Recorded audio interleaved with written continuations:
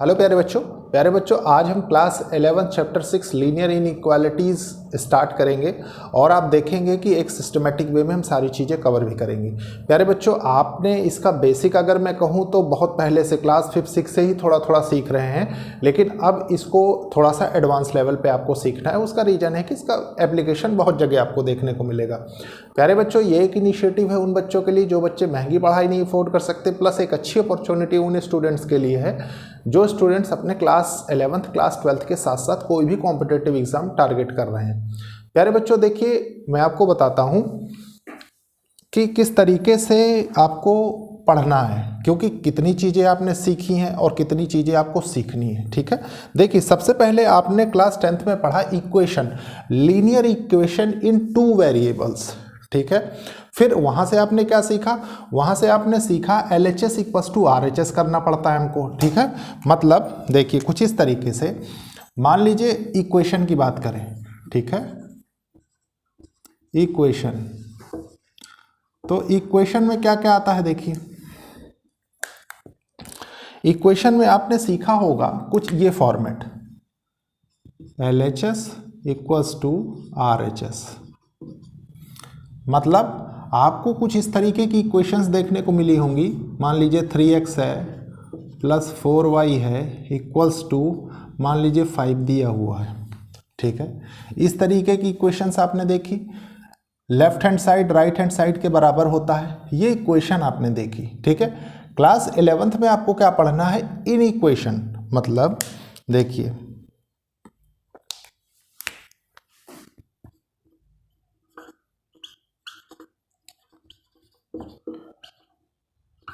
In equation, in equation मतलब क्या होता है, सेम चीज है। देखिए मान लीजिए LHS इक्वल्स टू RHS आपने पढ़ा क्लास 10th में। ठीक है, और same linear equation in 2 variables 3x plus 4y equals to 5 है।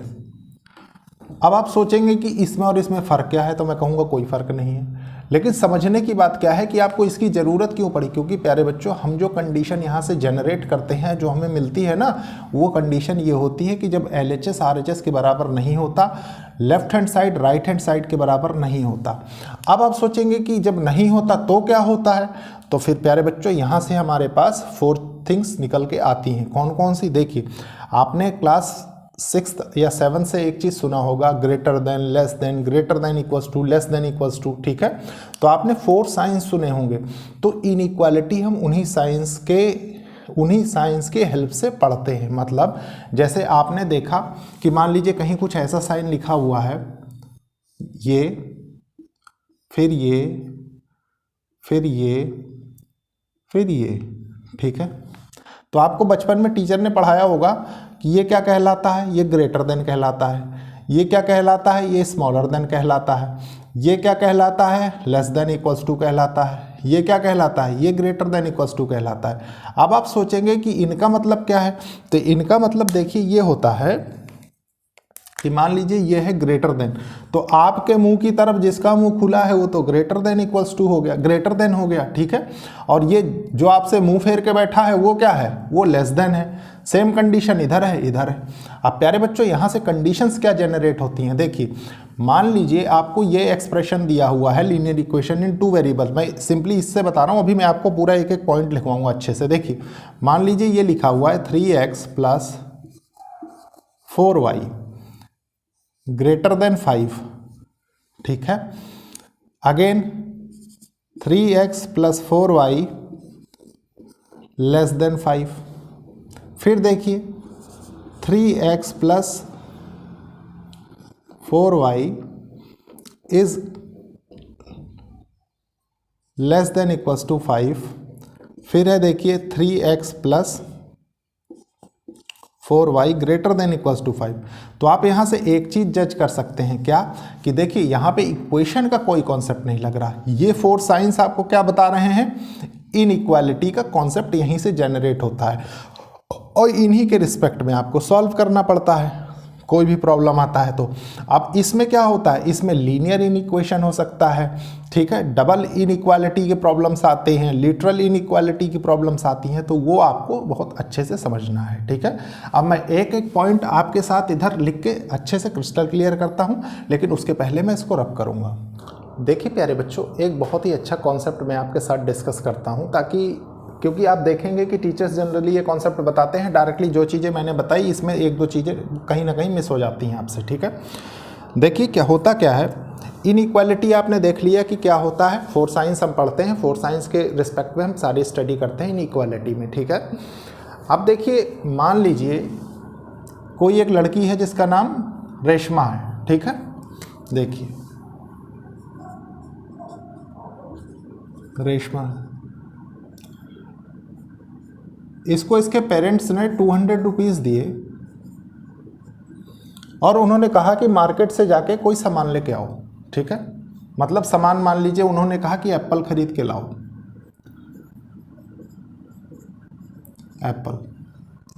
एप्पल का रेट क्या है, देखिए एप्पल का रेट है मान लीजिए ₹30 पर केजी। अब कितने केजी वो एप्पल खरीद सकती है इस 200 में, ठीक है। ये चीज़ समझना है आपको, क्योंकि देखिए आपके पास ये चीज़ अभी डिफाइन नहीं है, ठीक है, कि number of how many KGs. तो आप क्या करेंगे कि मान लीजिए हम मानते हैं कि x केजी वो खरीदती है, ठीक है, x केजी खरीदती है, तो 30 × x कर देंगे तो रुपीज़ हो जाएगा। तो देखिए 30 × x इज़ लेस देन 200 अगर मैं लिखूं, ठीक है, 200। अब यहाँ से क्या निकल के आता है आपके पास, देखिए यहाँ से एक कंडीशन ये निकल के आती है प्यारे बच्चों कि ये कंप्लीटली इसके बराबर नहीं है, ठीक है। तो ये तो इनइक्वालिटी का एक एग्जाम्पल हो गया।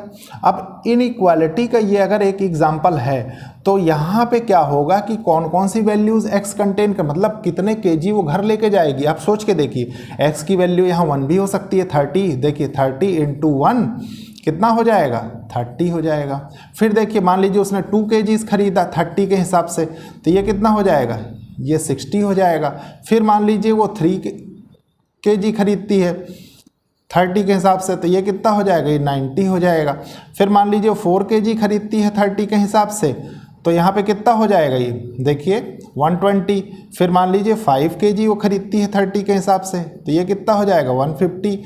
फिर मान लीजिए वो 30 के हिसाब से 6 केजी खरीदती है, तो ये कितना हो जाएगा, 180। अब प्यारे बच्चों बस इसके आगे वो खरीद ही नहीं पाएगी, क्योंकि उसके पास क्या है, सिर्फ 20 रुपीज़ रिमेनिंग बचे हैं, ठीक है। और वो मिल कितने का रहा है, 30 रुपीज़ पर केजी का। इसका मतलब है कि वो मैक्सिमम अगर खरीद सकती है तो वो 6 केजी तक। एक और कंडीशन क्रिएट होती है कि हो सकता है वो खरीदे ही ना, है कि नहीं, तो 30 × 0 0 हो जाएगा। तो प्यारे बच्चों ये भी एक कंडीशन होती है, देखिए, क्योंकि 200 से लेस देन सारी वैल्यूज वो कंटेन करेगी। अब देखिए इसी में ये किसकी प्रॉब्लम हो गई, आप गौर करिए, यहाँ पे सिर्फ एक वेरिएबल है ना, तो लीनियर मतलब लीनियर इक्वेशन, लीनियर इनइक्वालिटी की प्रॉब्लम हो गई, ठीक है। आपने लीनियर देखा ना, मतलब ये x वेरिएबल सिर्फ 1 डिग्री कंटेन कर रहा है। अब प्यारे बच्चों यहाँ से देखिए, मान लीजिए कोई लड़का है रवि,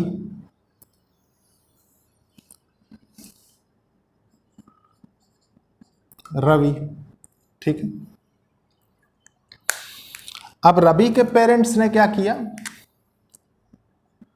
रवि के पेरेंट्स भी इसके पेरेंट्स से बड़े इंस्पायर हुए, उन्होंने भी इसको 200 रुपीज़ दिए। लेकिन रवि को कुछ और लेना था। रवि को क्या लेना था, मान लीजिए रवि को रजिस्टर लेने थे, ठीक है,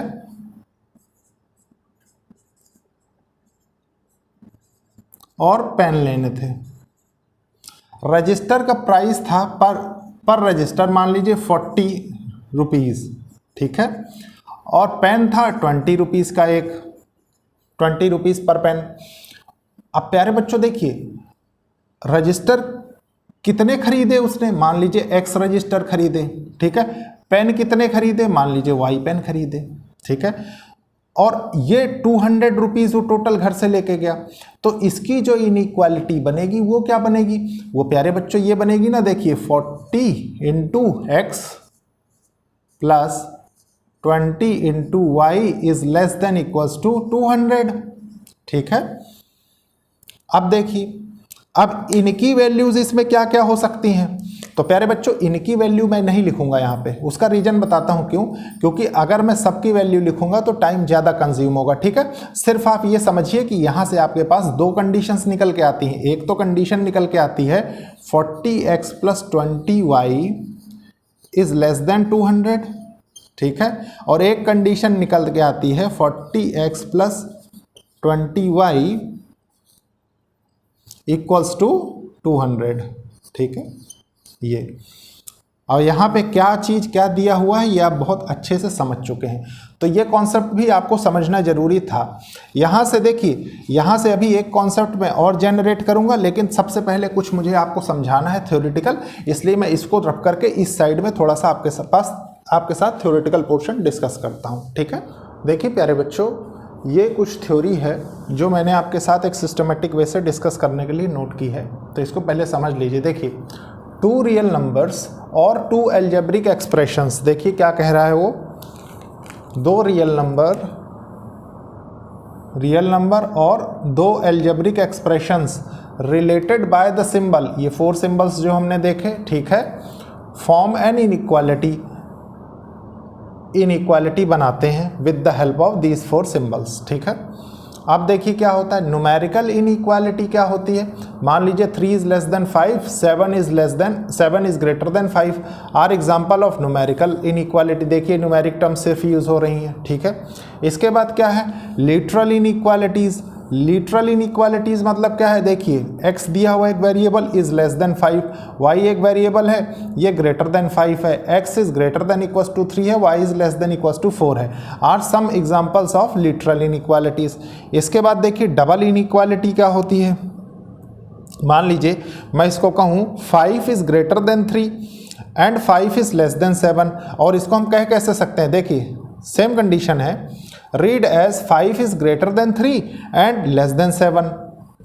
सेम कंडीशन देखिए, इसको क्या कह सकते हैं, read as x is greater than और इक्वल टू 3।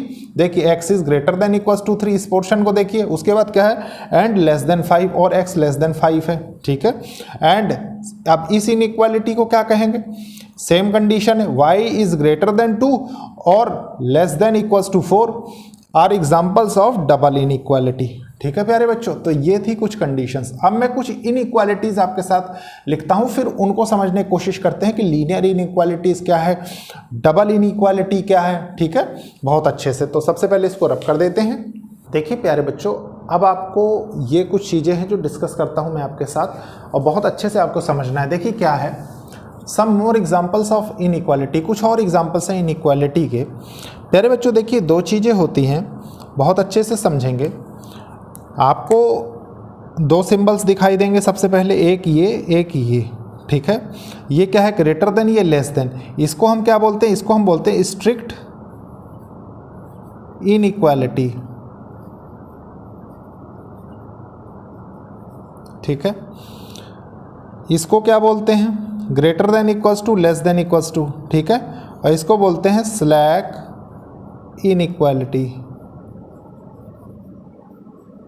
ठीक है, अब देखिए, अब इसमें पहचानिए कौन सी स्ट्रिक्ट इनइक्वालिटी है, कौन सी स्लैक इनइक्वालिटी। तो आप गौर करिए, देखिए फर्स्ट, सेकंड, फिफ्थ, सिक्स्थ और 10th, ये है स्ट्रिक्ट इनइक्वालिटी। और स्लैक इनइक्वालिटी कौन कौन सी है, देखिए थर्ड, फोर्थ, 7th, 8th और 9th। ठीक है, 7th, 8th, 9th, ये सारी क्या है, स्लैक इनइक्वालिटी।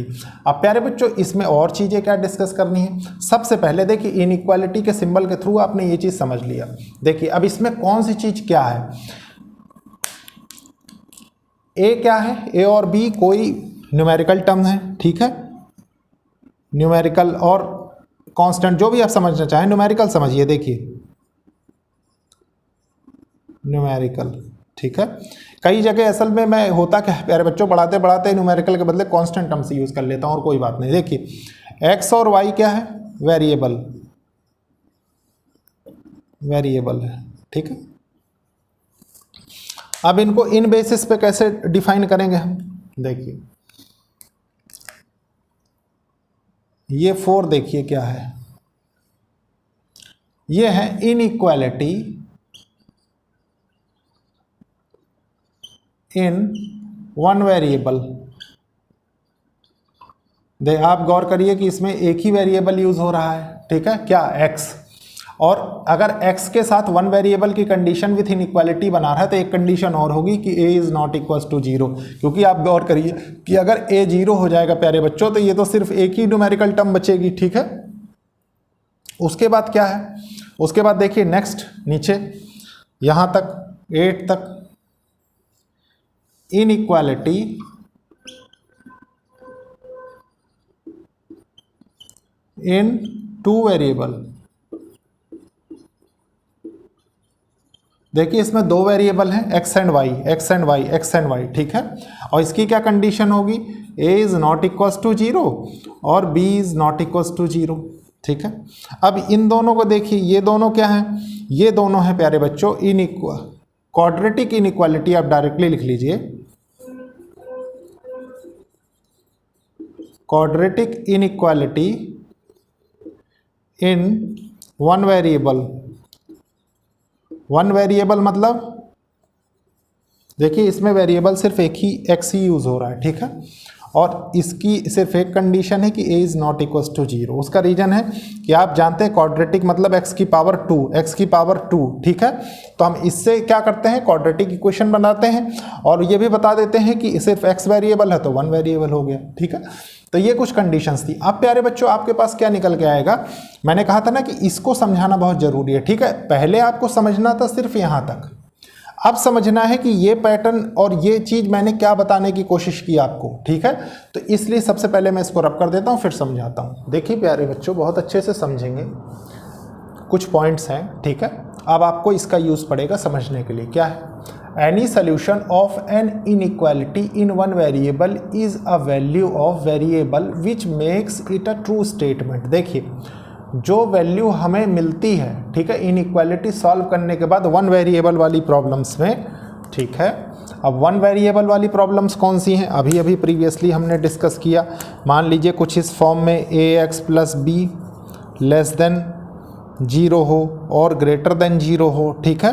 वन वेरिएबल वाली लेस देन इक्वल्स टू 0 हो, ग्रेटर देन इक्वल्स टू 0 हो, ये किसका स्ट्रिक्ट इनइक्वालिटी हो गई, ठीक है। मान लीजिए इसी का थोड़ा सा फॉर्मेट देखें, 3x प्लस 4 लेस देन 0, ठीक है। तो समझने की कोशिश करिए, ये एग्जाम्पल दिया है मैंने, ठीक है। देखिए क्या कह रहा है, any solution of an inequality in one variable is the value of variable which makes it a true statement. देखिए इस वेरिएबल की कोई वैल्यू आएगी जब आप इसको सॉल्व करेंगे, ठीक है। अभी मैं सॉल्व करने के लिए बताऊंगा क्या रूल्स होते हैं, क्या कंडीशंस होती हैं, उसके लिए अपना परेशान हो, ठीक है। तो x की कुछ वैल्यू निकल के आएगी और जो x की वैल्यू निकल के आएगी और वो इस वन वेरिएबल वाली कंडीशन को सेटिस्फाई करेगी, तभी आप कहेंगे कि ये एक ट्रू स्टेटमेंट है, ठीक है। उसके बाद देखिए क्या है, रिप्लेसमेंट सेट और डोमेन ऑफ वेरिएबल। ये क्या होता है, तो रिप्लेसमेंट सेट और डोमेन ऑफ वेरिएबल एक ही चीज होता है प्यारे बच्चों। डेफिनेशन समझेंगे बहुत अच्छे से। देखिए a set given to us from which the values of x are replaced in an inequation in x is called the replacement set. मतलब अब देखिए यहाँ पे ये एक इनइक्वालिटी है, ठीक है। एक कंडीशन और यहाँ पे नोट कर लीजिए आप, मैंने आपको बोला था ये चीज़। मान लीजिए 30 इंटू 0 हुआ इक्वल्स टू 0 हो जाएगा, ठीक है।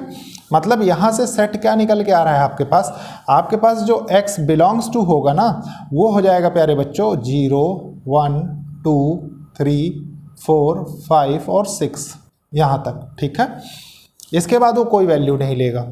तो ये चीज़ समझिए आप, इसको ऐसे न लिख के ओपन क्लोज इंटरवल अभी मत डालिए, ऐसे लिखिए सिर्फ ये। तो प्यारे बच्चों इतनी वैल्यूज ये लेगा। तो वही चीज ये कह रहा है कि देखिए किसी भी एक वैल्यू के लिए, मतलब जैसे कोई भी एक वैल्यू आप ले लें और उसको इस वेरिएबल के साथ मान लीजिए चेक करें, ठीक है। ये सिमिलर कंडीशन है। तो a set given by us from which the values of x are replaced in an inequation x, मतलब कोई भी x की वैल्यू के लिए कोई भी स्टेटमेंट ट्रू होनी चाहिए तभी ट्रू स्टेटमेंट कहलाएगी। इस कॉल्ड रिप्लेसमेंट सेट, तभी उसको रिप्लेसमेंट सेट कहते हैं। मतलब ये सेट तभी रिप्लेसमेंट सेट होगा जब ये हर वैल्यू के लिए ट्रू होगा, ठीक है, ये कंडीशन। अब सोल्यूशन सेट क्या होगा?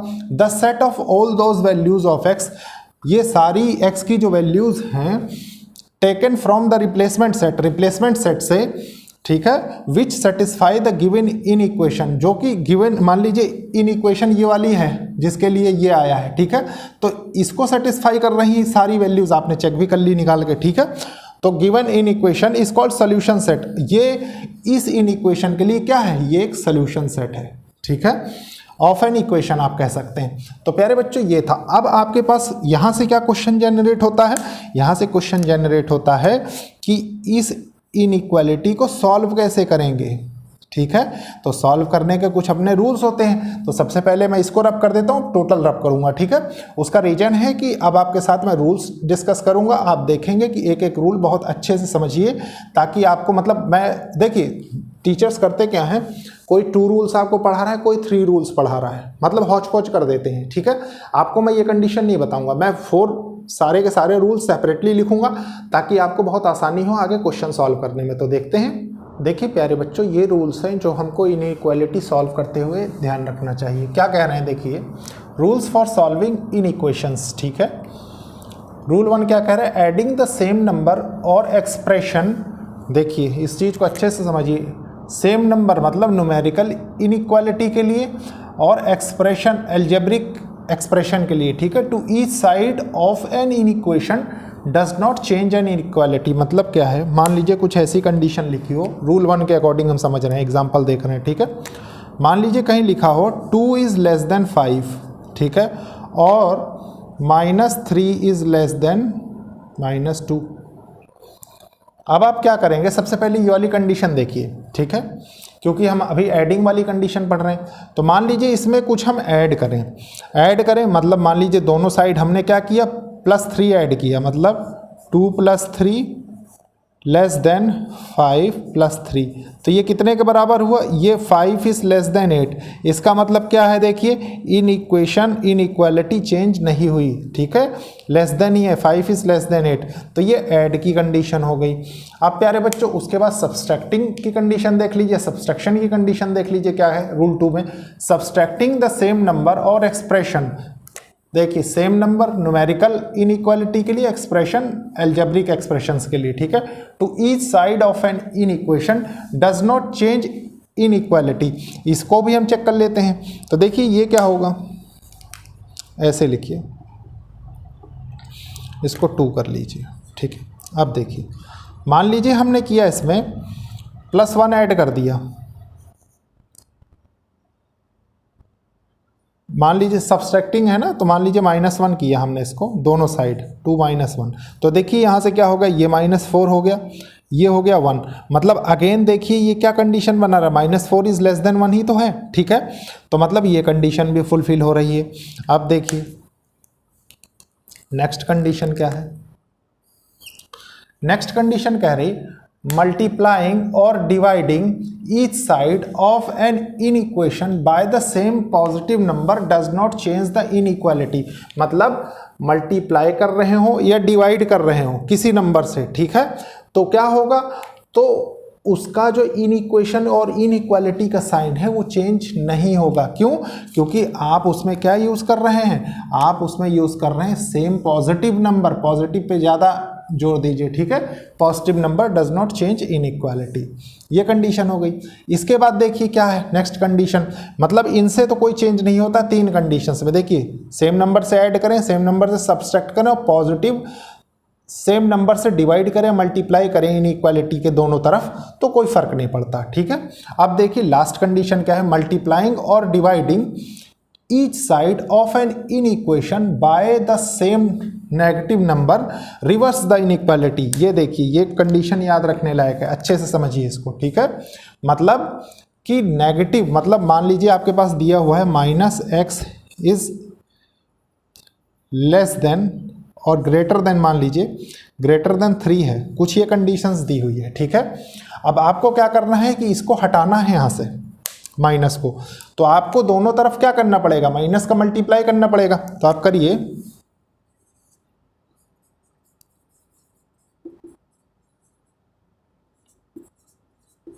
Multiply both side by minus और नेगेटिव, ठीक है, -1 कर लीजिए, तभी ठीक है, लिखने में भी ठीक है, समझने में भी ठीक है, ठीक है। तो देखिए क्या होगा, ये चेंज हो जाएगा कुछ इस तरीके से, -x -1 3 -1, ठीक है। तो यहां से क्या होगा, माइनस का आपने मल्टीप्लाई किया तो ये हो जाएगा प्यारे बच्चों x इज लेस देन -3, ये कंडीशन निकल गई। देखिए इनइक्वालिटी का साइन पहले क्या था, -x ग्रेटर देन 3 था, अब क्या हो गया, -x लेस देन 3 हो गया। सेम कंडीशन होती है प्यारे बच्चों, मान लीजिए आप कोई डिवाइड की प्रॉब्लम या डिवाइड की कंडीशन सॉल्व कर रहे हैं, कैसे, देखिए मान लीजिए आपको दिया हुआ है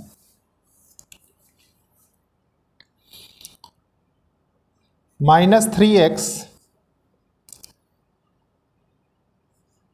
is less than equals to 12, ठीक है। अब आपको x की वैल्यूज चाहिए होंगी सॉल्यूशन सेट बनाने के लिए, ठीक है। तो आप क्या करेंगे, इसमें डिवाइड करेंगे -3 से दोनों साइड, ठीक है। तो आप लिख सकते हैं साइड में कहीं पे, डिवाइड बोथ साइड बाय -3, ठीक है। तो देखिए क्या होगा, तो हो जाएगा ये -3x by -3 is less than equals to 12 by -3। अब क्या होगा, x is greater than equals to -4, ये कंडीशन निकल के आएगी यहाँ से, ठीक है। तो प्यारे बच्चों आपने देखा कि किस तरीके से हमने एक एक रूल डिस्कस किया, ये समझना आपके लिए बहुत ज़्यादा ज़रूरी था इनइक्वालिटीज़ को सॉल्व करने के लिए। अब प्यारे बच्चों मैं एक कंडीशन लेता हूं सबसे पहले एज ए क्वेश्चन, ताकि मैं आपको विथ एग्जांपल बहुत अच्छे से समझा सकूं, ठीक है। उसमें आप सोल्यूशन सेट भी समझ सकते हैं और थोड़ा सा क्या करेंगे, हम ये रूल्स भी जानने की कोशिश करेंगे और समझने की कोशिश करेंगे। उसका रीजन है कि अगर आप सोल्यूशन सेट नहीं समझ पाएंगे, क्योंकि आपको सोल्यूशन सेट बनाने पड़ेंगे, फिर जब आगे आप ग्राफिकल रिप्रेजेंटेशन ऑफ इनइक्वालिटी देखेंगे तो वहाँ पे सोल्यूशन रीजन की जरूरत पड़ेगी।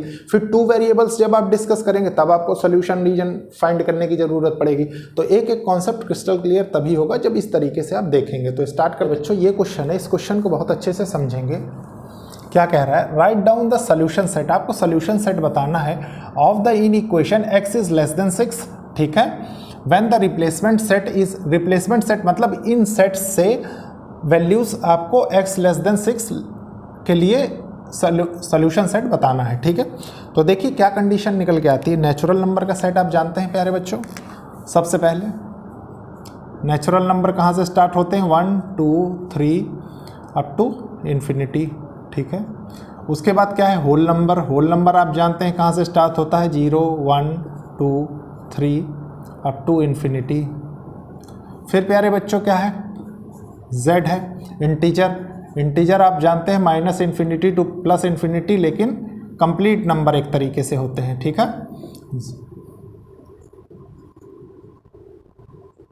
ये अब इनका आपको क्या बताना है, सोल्यूशन सेट बताना है, ठीक है।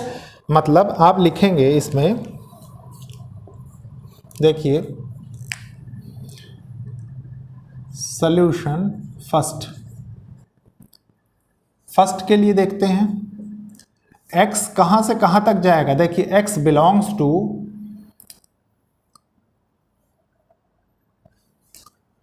x इज लेस देन 6, ठीक है।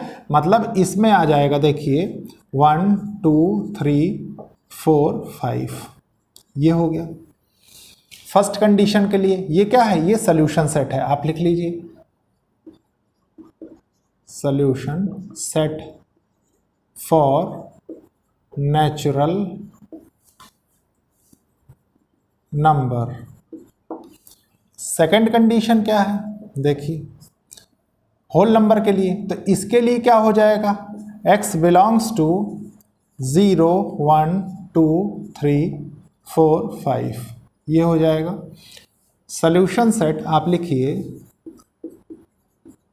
Solution set for whole number. अब प्यारे बच्चों देखिए, आप समझ गए होंगे कि रिप्लेसमेंट सेट क्या होता है और सोल्यूशन सेट क्या होता है, ठीक है। रिप्लेसमेंट सेट मतलब जिसमें से रिप्लेस करके ये सेट बनाए जा रहे हैं, ठीक है। और ये जो सेट बन रहे हैं ये क्या है, ये सोल्यूशन सेट है, सिंपल। इसलिए सिर्फ ये क्वेश्चन लेना बहुत ज़रूरी था। अब देखिए थर्ड कंडीशन क्या है, थर्ड है इंटीजर, तो x बिलोंग्स टू कहाँ से कहाँ तक होगा, देखिए इसको थोड़ा सा मैं उल्टा लिखूंगा, देखिए 5 4 3 2 1 0 -1 -2 -3 अप टू इन्फिनिटी, ठीक है, माइनस इन्फिनिटी। तो प्यारे बच्चों ये क्या है, ये है सॉल्यूशन सेट फॉर इंटीजर, ठीक है, इंटीजर और डायरेक्टली z लिख लीजिए आप। तो प्यारे बच्चों ये था किसका कॉन्सेप्ट देने के लिए, रिप्लेसमेंट सेट और सॉल्यूशन सेट। क्योंकि देखिए अभी आपने डेफिनेशन से समझा होगा तो आपको अच्छे से समझ में आया नहीं होगा, ठीक है, इसलिए सिर्फ ये क्वेश्चन लिया गया। अब आपको solution set replacement set clear हो गए। प्यारे बच्चों देखिए हमने क्वेश्चंस तो ऑलरेडी डिस्कस कर लिए हैं, जो हमने रूल्स पढ़े थे इनइक्वालिटी को सॉल्व करने के लिए। अब नेक्स्ट लेक्चर में हम बहुत अच्छे क्वेश्चंस देखेंगे आपके एनसीईआरटी बुक से। तो इसीलिए आज का लेक्चर यहीं एंड करते हैं। लेक्चर को लाइक शेयर सब्सक्राइब करिए और कोशिश करिए कि ज़रूरतमंद स्टूडेंट्स तक लेक्चर्स पहुँचे। ओके, थैंक यू बच्चों।